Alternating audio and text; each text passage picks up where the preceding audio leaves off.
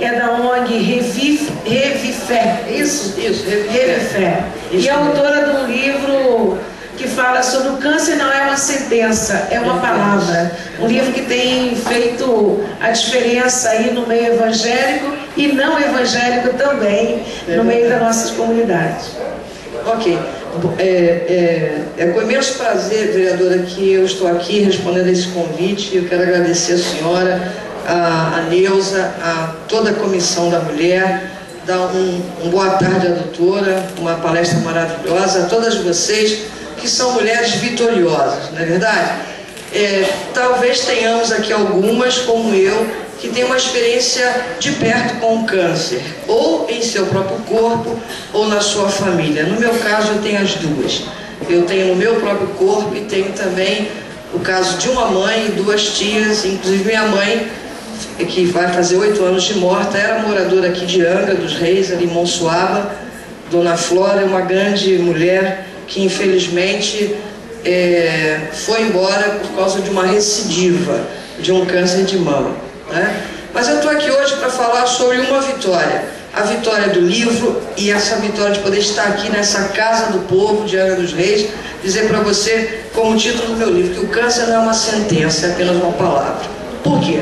Nesse livro aqui eu coloco como que eu, Sandra, reagi em 1995, quando eu vi a palavra assim: você está com câncer, você está com carcinoma lobular infiltrante, você está com um tumor grande de 5 centímetros entre os 2 quadrantes inferiores da mama direita, assim, na parte de baixo, próximo à costela. Ouvi também que eu ia fazer uma quimioterapia das piores, que eu ia vomitar muito, que eu ia enjoar muito. Eu vi uma porção de terror na minha cabeça. Mas graças a Deus que eu já tinha fé em Deus, já conhecia Jesus Cristo, e com a fé nele e através dele eu resolvi olhar para o câncer como Davi olhou para o Golias. Todo mundo conhece a história de Davi e Golias. Não precisa ser cristão para saber da historinha de Davi e Golias.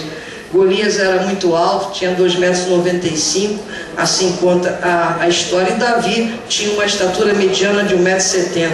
Então ele olhou para aquele homem grande: você está afrontando o meu Deus, então eu vou na força do Deus a quem tu afrontas. Eu resolvi olhar para o câncer assim. Eu conhecia a gravidade da doença, porque eu havia perdido 2 tias com câncer de mama. Conhecia através de visitas, de pessoas queridas, porque o câncer, infelizmente, não é uma doença que está longe, ela está próximo a nós. Como hoje você, infelizmente, conhece alguém que teve AIDS, né? Você, com certeza, conhece alguém que passou por um câncer ou que morreu devido a um câncer. Então eu resolvi enfrentar de cabeça erguida, não como uma mulher fria, não, chorando com os meus sentimentos, mas decidi viver. E decidindo viver, Deus me concedeu a graça de chegar até aqui hoje. E hoje é uma grande vitória para mim, que antecede alguns dias dos meus 18 anos. Vou completar a minha maioridade em novembro, 18 anos de operada, né? Então, o que eu quero colocar para vocês aqui, que a palestra que vocês ouviram hoje da doutora é muito importante. Eu até falei com a vereadora, a questão alimentar é de suma importância também no pós-câncer, no tratamento do câncer. Eu tenho, inclusive, um manual, são 113 páginas, da Sociedade Brasileira de Oncologia. Quem quiser eu mando por e-mail, né? Que fala sobre dicas, sobre saúde, sobre a alimentação daquela pessoa que está em tratamento, o que comer, o que não comer, dietas específicas, né? A questão da azia, do enjoo, das aftas, porque eu tenho visto ao longo desses anos, vereadora, porque através da enfermidade eu também fundei o Revifé, que é um grupo de apoio a mulheres mastectomizadas e aos demais portadores de câncer e seus familiares, sem distinção de cor, sexo ou religião. A dor não escolhe religião, a dor não escolhe sexo, a dor não escolhe cor. Então eu comecei todo esse trabalho ainda fazendo quimioterapia. Quando eu vi, e eu fiz lá no Mário Cruyff, eu tinha plano de saúde, mas meu médico pediu que eu fizesse lá usando o SUS, e o meu plano por causa do médico, que ele conhecia e confiava, né? O médico que cuidava da parte da quimioterapia no hospital. E ali eu pude ver pessoas morrendo, doutora, por falta de comida. Eu vi pessoas morrendo porque o alimento daquelas pessoas era arroz, feijão, quando tinha arroz, quando tinha feijão, com linguiça, quando tinha, com banana. A alimentação é de suma importância para um tratamento dar certo, independente que seja câncer ou outra enfermidade. Nós temos a questão alimentar, a questão de você reter o alimento que você come para poder confrontar a bomba que está entrando no organismo da mulher. E ali aquilo me deixou muito impactada e eu resolvi fazer alguma coisa. Eu sei que até hoje o que nós fizemos é muito pouco diante da necessidade do mundo, mas eu resolvi não ficar omissa. Então nós começamos a trabalhar, começamos a ajudar com relação à peruca, com bolsa de alimento. Aquilo que a gente pode fazer hoje a gente faz. O que a gente não pode, de imediato a gente sai pedindo. E o que a gente pede, as pessoas não respondem, a gente tem que entregar a Deus, né, vereadora? Porque a situação é de calamidade pública. E muitas vezes o que mata o paciente não é o câncer, é a questão alimentar, é uma sepsemia, é uma infecção. Então eu tenho trabalhado junto até a própria parte de política partidária, apesar de que aqui nós somos suprapartidários, né? Mas trabalhado a questão da segurança alimentar. Nós temos aqui quintais na nossa casa, temos condições de criar, de fazer uma horta, né, doméstica, de ter uma agricultura doméstica. Nós temos uma terra abençoada. Então, alguns alimentos, hortaliças que a doutora falou aqui, a gente precisa comprar, né, vereador? A gente pode criar em casa, plantar em casa.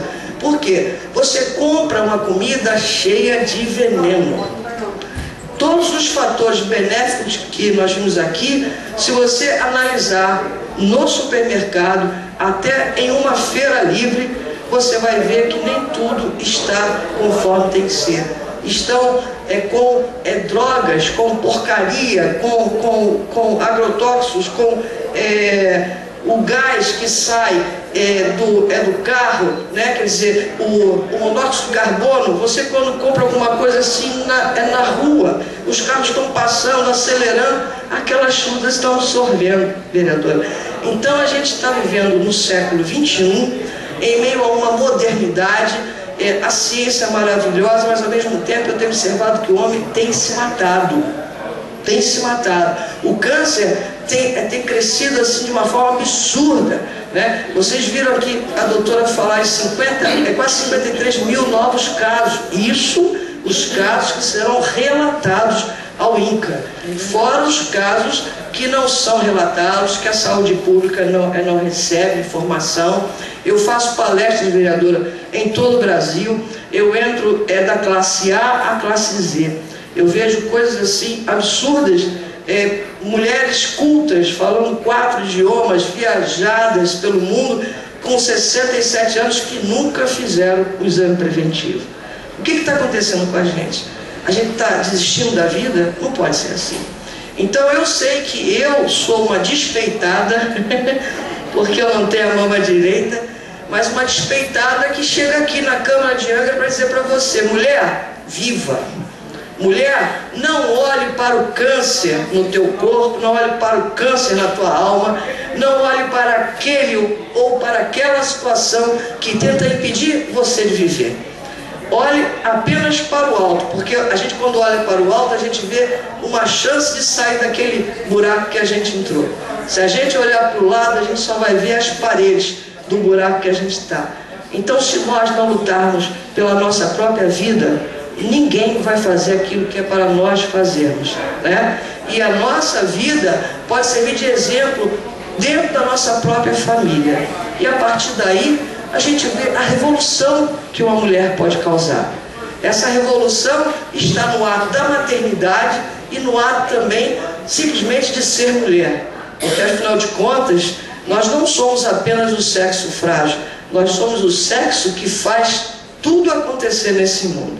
Nós costumamos olhar muito para a nossa pequenez, para as nossas fragilidades, para aquilo que às vezes a sociedade coloca para a gente. Não, você é assim, você é assado, você é cozido, você é frito. Não, nós temos valor. Nós precisamos valorizar a vida que nós temos tido. O câncer, ele é um monstro, ele é um Golias. Nós podemos ser menor do que Davi, mas precisamos juntar essa força. E juntando essa força é assim, conhecendo os nossos direitos, como já teve aqui nas palestras anteriores, conhecendo também os nossos deveres, a questão da participação, a questão da gente poder cobrar com educação, não é com pau, não é com grito, não, é chegar aqui na casa do povo, pleitear um tratamento oncológico decente, ter, não é isso? Hospitais, como eu estive lá em 2008, eu fui até o nosso ministro, que era temporão, entreguei um documento de 18 páginas para ele, pedindo dignidade para viver e dignidade para morrer. Porque um paciente de câncer é um ser humano, é um cidadão, é uma cidadã. Tem que ter todo o direito e dignidade de ser muito bem tratado, como se fosse uma simples gripe. E não é assim que eu vejo algumas vezes. Então, se aquela mulher, aquele homem, aquela criança não estão sendo tratados como devem, Deus tem me dado a graça de ser voz deles, para chegar e exigir, né, que seja feito aquilo que tem que ser feito. Então nós podemos mudar para melhor o ambiente que a gente vive, a sociedade que a gente vive. Mas para isso nós precisamos conhecer os nossos direitos, manter com uma organização os nossos deveres, porque com o grito não se ganha nada, a gente ganha com atitude. E eu sei que aqui tem mulheres de atitude, mulheres que decidiram viver para valer. Então, gente, com muita gratidão a Deus, em primeiro lugar, a vereadora, a Neuzinha, que é da coordenação, né, da mulher, a prefeita Conceição Raba, a todas as mulheres envolvidas nessa coordenação, agradeço muito o convite, de ter participado, de terem abraçado uma ideia que surgiu no meu coração, da pedalada caminhada contra o câncer. A PIB de Japuíba abraçou, já tem 2 anos atrás, e isso começou em 2004, quando eu fui de Copacabana, vereadora, Icaraí. Eu pedalei 33 quilômetros para chamar a atenção que existe vida depois de um câncer. Como eu corri a São Silvestre em 2001 também, né? Fui uma das últimas a chegar, mas eu cheguei no final, né? Em 2002 saltei de parapente o morro da lá da Gávea, perto da Gávea. Em 2003 desci de rapel Pão de Açúcar. Tudo isso no mês de novembro para chamar a atenção, porque o câncer não limita a nossa vontade de viver, limita talvez alguns dias, alguns anos, mas o importante, mulher angrense, não é o tempo que a gente vai ter nessa terra, é a qualidade desse tempo, a qualidade da nossa vida, né? Eu, quando escrevi esse livro, eu coloquei aqui que eu tenho 2 filhas hoje, já mulheres feitas, mas na época uma tinha 14, outra tinha 9 anos. Então eu coloquei que eu queria que as minhas filhas se lembrassem de mim como aquela mulher que não desistiu de viver, como aquela mulher que não se entregou à enfermidade. Não é que eu não chorei, não é que eu não sofri, só que eu resolvi olhar para o alto, olhar para cima e não ficar olhando para o lado nem para trás. Então o nosso futuro está à frente, nosso futuro não está no passado, nem está no presente, ele está à frente. Então, gente, vamos viver, vamos aproveitar a nossa vida, o nosso corpo, a nossa voz, o que a gente puder para ajudar aquela mulher, aquele homem, aquela criança, aquele idoso que precisa de um ato de amor, de carinho, de atenção. É verdade? Então, que Deus abençoe a todas nós. Vereadora, muito obrigada pela oportunidade e foi uma honra para mim poder estar aqui com vocês. Muito obrigada. Obrigada, pastora. Nós agradecemos a presença da senhora aqui, o carinho por Angra dos Reis, porque nós sabemos que não é a primeira vez que você vem a Angra, posso chamar assim, mas que você já é parceira da comunidade da Japuíba, na pedalada, junto com a PIB, e este ano a gente teve a oportunidade. Por que nós tivemos a oportunidade? Porque a nossa prefeita sancionou uma lei que autoriza o município de Angra dos Reis a promover todo mês de novembro o Outubro Rosa. E pela primeira vez, através da Coordenadoria de Mulheres, da equipe que atua lá, junto com Neuza, Marilene e Fátima, nós pudemos trazer este debate para a cidade de Angra dos Reis e desta forma, através do movimento, a gente também mobilizar o Poder Legislativo, que até então não tinha entrado nesta campanha. Nós trabalhamos o 8 de março, junto com a Pastoral, junto com o Fórum de Mulheres, mas nós não tínhamos trabalhado ainda o Outubro Rosa, que é uma campanha extremamente importante do ponto de vista que é através da informação que nós vamos prevenir as nossas doenças. E mais do que nunca, o câncer de mama tem esse caráter. O nosso olhar E aí o que a pastora colocou, o que a Luciana, nutricionista, nossa palestrante, também colocou, é importante. O tempo que nós vamos dispensar a nós mesmos, a nós mulheres, a nós seres humanos, que nós não vamos resolver o problema do mundo, nós não vamos resolver o problema da cidade, nós não vamos resolver o problema do Estado, se a gente não tiver em condição de fazer isso. E para a gente estar em condição de fazer, a gente primeiro tem que parar e olhar um pouquinho para a gente. Se a gente tem que se cuidar, primeiro se cuida. Eu costumo lembrar que no avião, quando você pega o avião e vem a aeromoça falando as medidas de precaução que nós vamos ter, ela diz o seguinte, em determinado momento: se por acaso houver uma descompressão, cairá do teto do avião uma máscara. Primeiro você coloca em você, para depois colocar quem está do seu lado. Então, se você não estiver bem, como é que você vai atender o outro? Então, assim, isso, acho que aquilo é um alerta para nós mulheres, né? Que a gente possa se olhar, se avaliar, para poder ajudar quem está do nosso lado. E os depoimentos têm sido muito fortes. O depoimento semana passada foi da Marileia, junto com a Ruth, que também é irmã da Fátima, que fez um depoimento belíssimo. Hoje o depoimento da senhora, o depoimento daquela artesã que esteve aqui com a gente e que fez na abertura. Então são depoimentos de vida muito fortes que a gente precisa abraçar, né? Mas já falei muito.